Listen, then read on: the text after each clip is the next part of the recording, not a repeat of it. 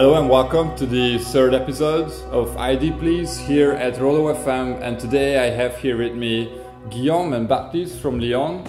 They run the label Hardfist together, and their artist names are Cornelius Doctor and Tushan Rai, and they'll tell us about the scene in Lyon and how and why they started Hardfist and their plans for the future. So yeah, as a beginning you can tell us about the scene in Lyon a few years ago, or how it started, when it got big, and why you decided to start Hardfist, the label.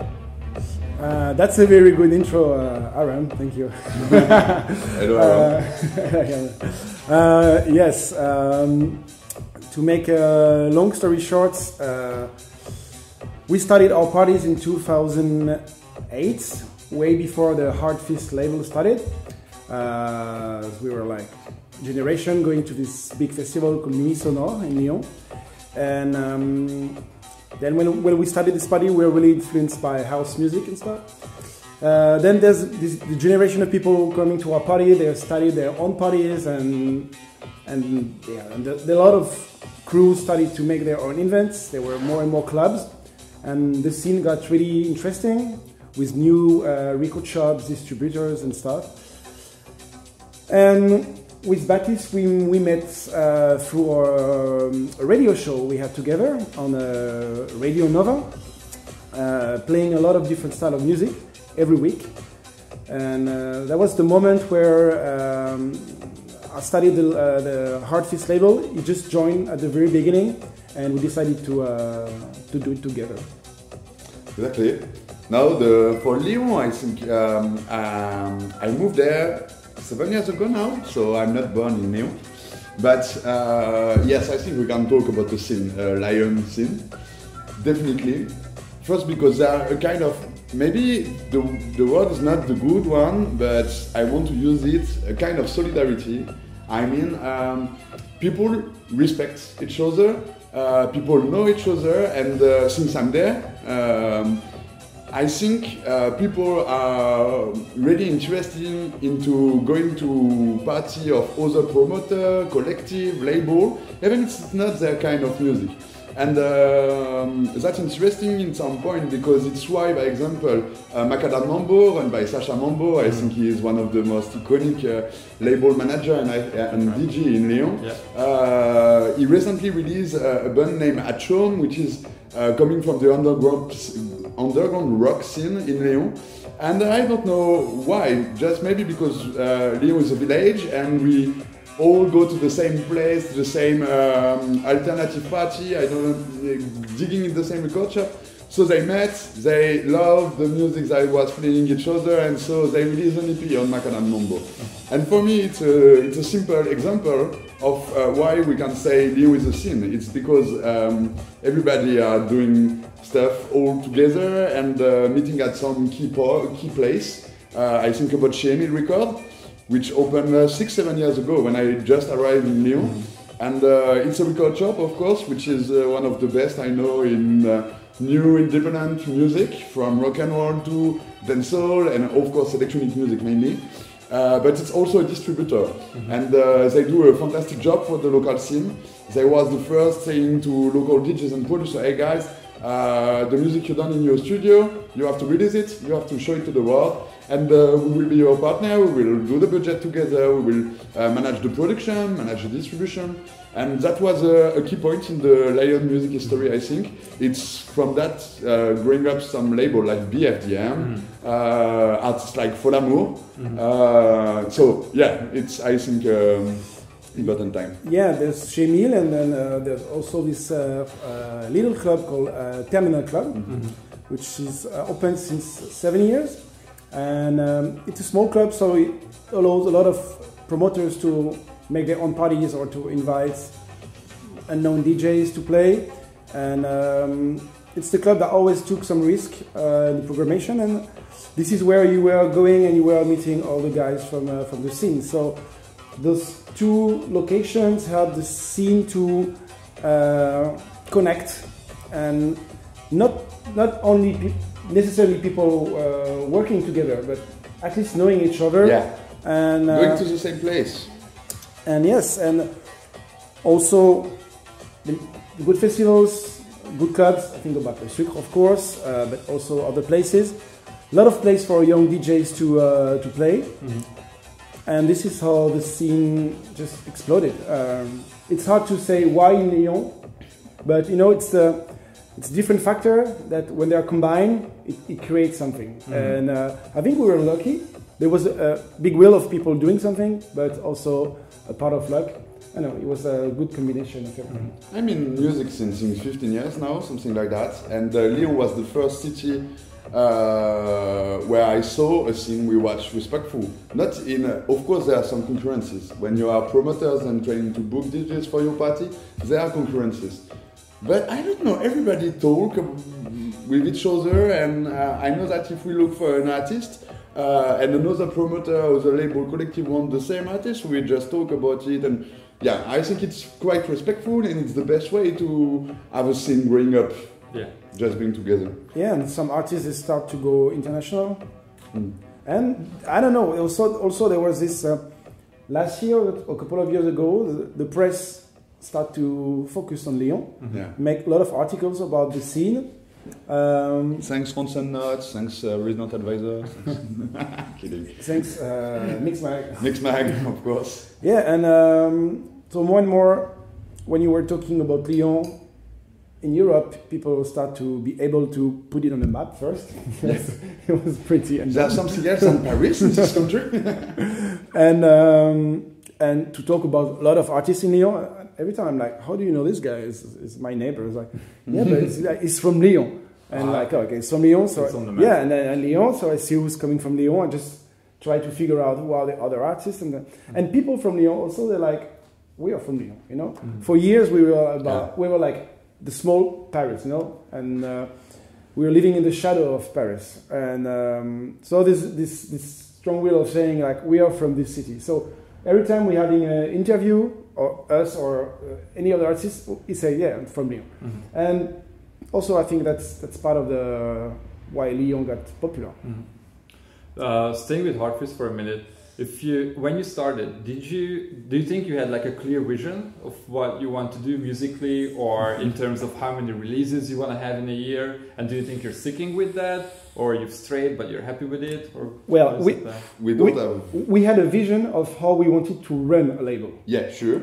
But we don't have a guideline or a proper, strong and straight artistic direction on the label. It's more about a community, a scene, which is really global actually.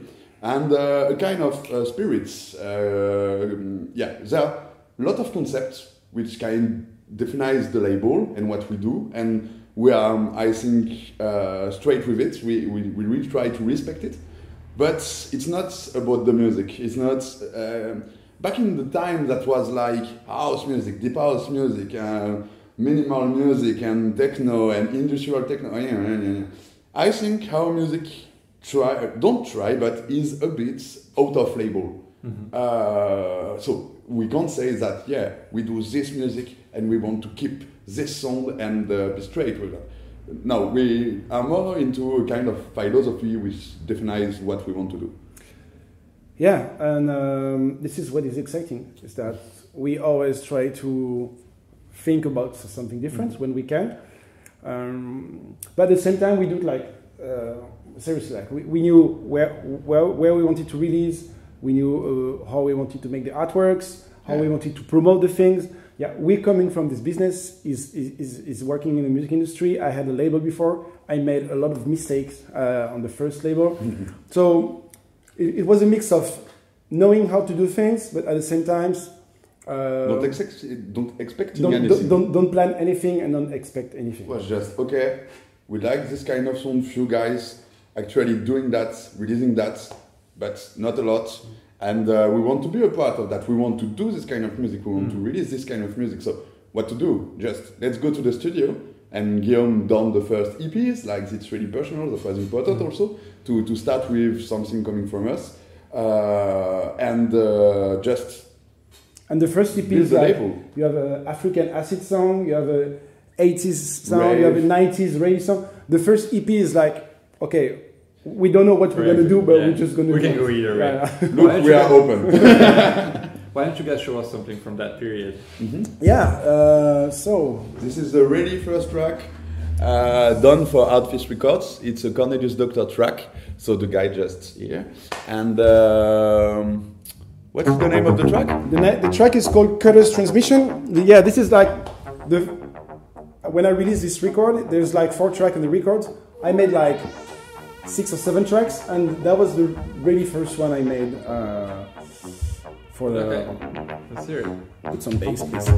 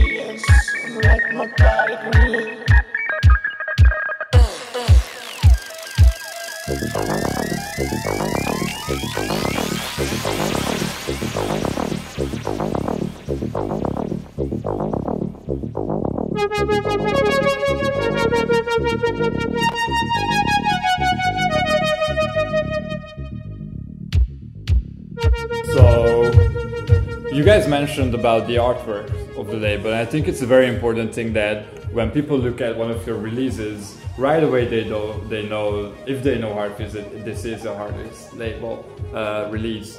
Can you tell me a bit about that? Who's behind that, or did you give them complete creative freedom, or what was the idea behind that? So the woman behind the artwork is called Sherry Domingo. She's a German artist living in Berlin, and actually when we started the label we definitely wanted to have a strong visual identity.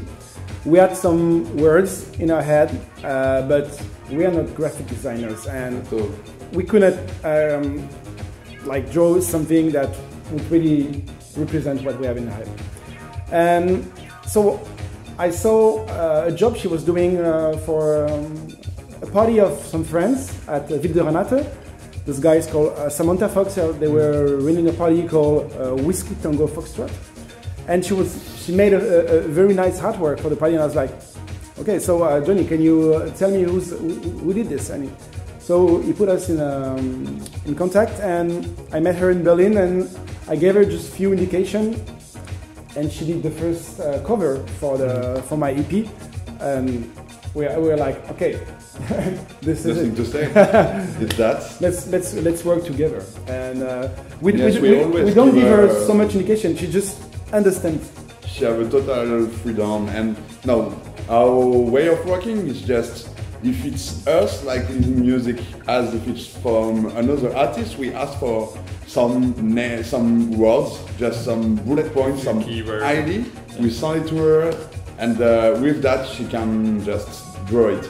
And she always go right. Okay. No any fucking artist tell us something like, okay, but can she? No, that was always, fuck, it's perfect, it's what I want, thank you. There are no second versions. No, never. Okay. And it's, You're yeah, 90% of the artworks is just a draw. After we put just the name and the number of the copy, so yeah, she's totally free.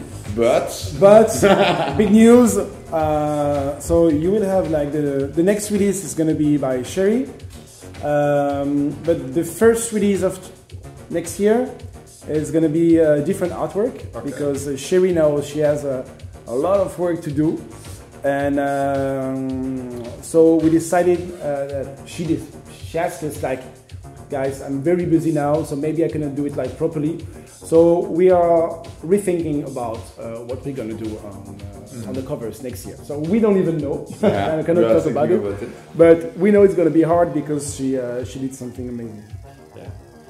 Can you tell me a little bit about how and why you choose the people whose tracks you release, or do you get a lot of promos, and what makes you feel like, okay, this is a Heartfist track, I want this on my label, and how does that work? I think we listed 100 promos today. Yeah, okay. The fact is, we are not full-time at all on the label. It's, I will not say an hobby, even if it is, but it's not our main job, and it's good, because we have less pressure on this. We can really take risk, and we don't have to be to win money with the label, etc. So it's pretty cool. But so we also don't have a lot of time. But today we listen to 100 demos. I think we always listen to demos and answer to demos, even if that took 4 months to answer. But we try to answer, and I think we only pick up one track from a demo email since the beginning, which will be released next week on the Prince of Dabzo 2. It's a track from Ninja, a Russian guy coming from Ural Mountain, and he's super talented. I think it will be his first original track on vinyl, so we are pretty proud of that. But usually, the fact is we run the label in a really tribe is the word we use to say family, and family is something important in the project. It's like, we met people on the road, and it's something important because we talk about global music since the beginning, and there are a big reflection under that global utilization, and we try to release people. We cross on the way, we spend time with them, we discover them, even if they are totally unknown, even if they never release music on a label, it's people we like. And I can show you a lot of examples. Even Borut, who was the first guest we had on the label, I discovered him with his release on Ransom Nut, and I invited him to my residency in Lyon. And we spent good time together. We were well connected in a lot of different points. So he sent me music, I just listened, and that was the second EP of Heartfist, which is a really good one, I think, and we done it. So, and how we discover artists, sometimes it's just, we dig, and we will just listen one track of someone, or I don't know, an edited on, or a podcasted on, and we will start talking about it. It's like, man, do you release music? Do you have some track to send? And let's see. Do you maybe want to show us the track you were just talking about from the next? Yeah, sure, the Ninja one. Yes. You have it? Yes, of course. So Linja, I don't know. It's so hard to remember. Maybe you can elaborate in the comment section. Very nice guy, great artist, and studying this place, making music since a lot of time, having a very nice live act, but never released yet under his name, and so yes, pretty proud to have him on board.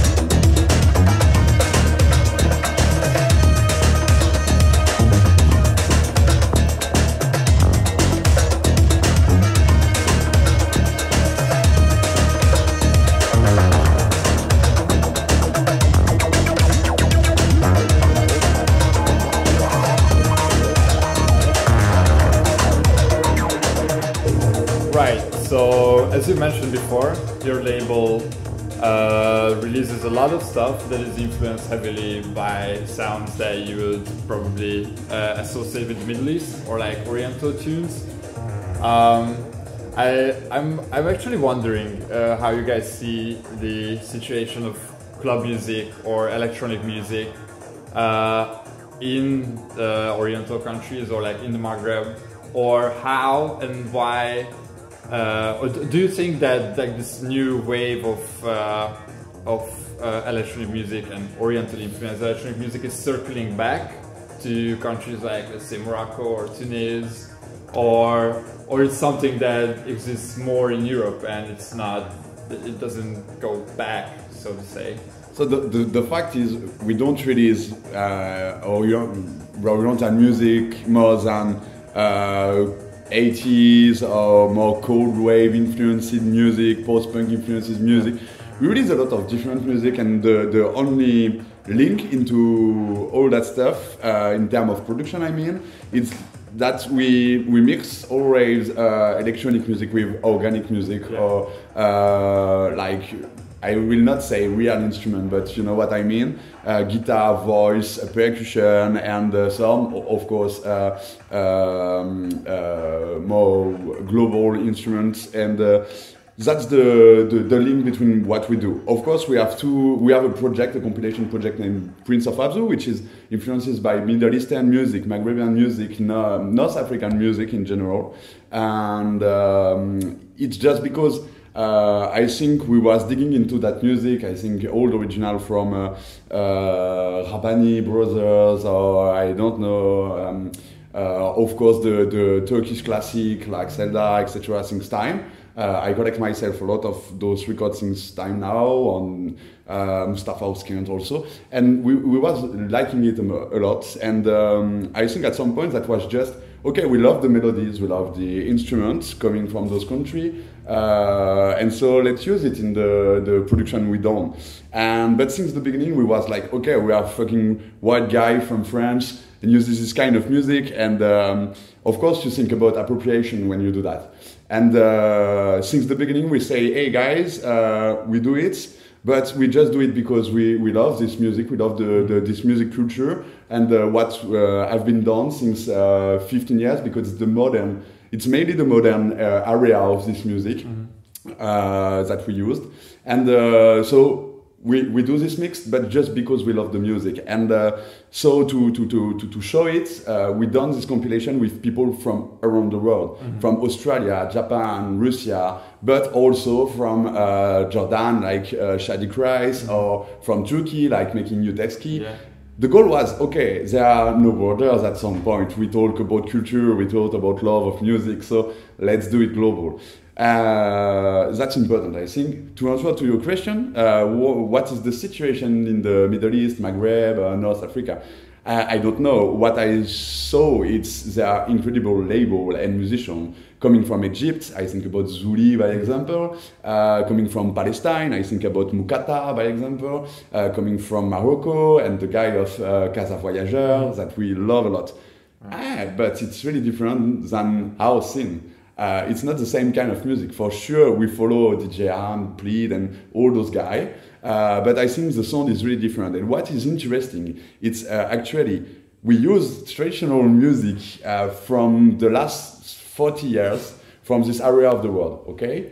But when you listen to Zuli or Mukata, even Casa Voyageur, they use a lot of UK influence, bass influence from the UK, which happened since 30, 40 years with the Jamaican diaspora. So when you start thinking about it, it's like an exchange transition. An exchange, I don't know, but we all do the same thing. We all do the same thing.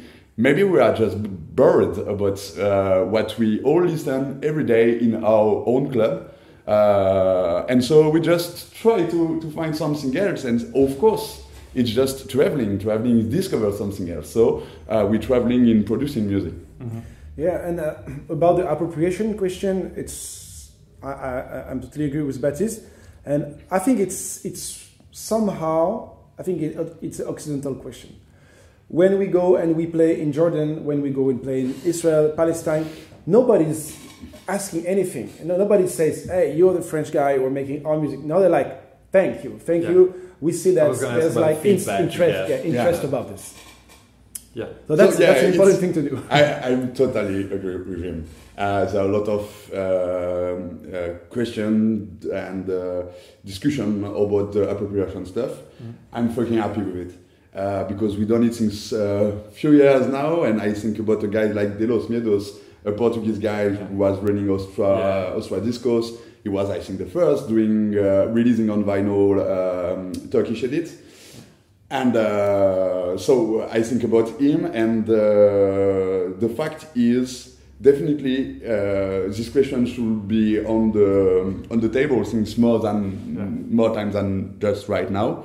But at the same point, I think it's definitely an Occidental question, and it's maybe because we have something to accept in Occident with our own history, and a lot of things that we still don't say about, of course, all the diaspora history, etc. But if talking about it can help us to just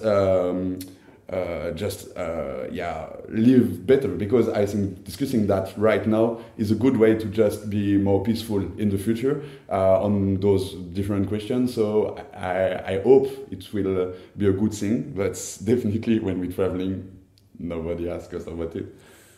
Okay. Yeah, and also, so then we have this issue with our own history. Us as Occidental, we feel like, okay, we use some Middle East or Northern African or African elements, and we're always thinking like, okay, can we give back something? And we think about it. We invite a lot of artists from Middle East or North Africa to play at our parties, and but yeah, nobody asks for anything. You know, it's just our own pleasure to give us the opportunity to play in Europe, because they don't play because it's very expensive to bring someone from the infrastructural. Exactly. And so I know it's a long question. I think this kind of mix is definitely positive. Yeah. All right. What else do you guys have for us today? We have time for one more track, so choose wisely. Only one? Can we put two? So what maybe one edit after that. One edit? Yeah, the fact is, at the we were discussing edits, so maybe an edit would be. The fact was at the beginning we started the label and the goal was to do only vinyl. I'm a vinyl collector myself, and we was also. Yeah, Skeletons is good. We was also attached with the fact that music can be an object in this world where we are into streaming and MP3, and yes, for us it's important to have an object, a piece of art in the end, and so keeping it. So at the beginning we was only doing vinyl, no digital at all, and after 1 year and a half, we say, fuck, we have too many music that we want to release, too many guys we cross the way on the road and which are really talented and we want to do stuff with them. And a vinyl took you at least 4 months, it's a lot of investment. So we start this edit project. And it's also linked to our philosophy, like to be respectful about stuff where I wasn't involved. And the main of the music we edit coming from period when we wasn't born. It's like the 70s, the 60s sometime, and it's definitely interesting to use those songs because that influenced the actual music, but we choose to always put the name of the artist, the name of the track, and don't being in this way of secret edit and it's my personal nuggets, you will never find it. So yeah, it's also, I think, significant for us. It's like a mission. Yeah. And this track is from Skeletons. It's an artist from Argentina, now living in Berlin, and that's the, let's say, the cold dark wave side of Hard Fist. Yeah. That's awesome. It's an edit from Wendy Carlos' music she did for the movie Shining. Okay. Yeah.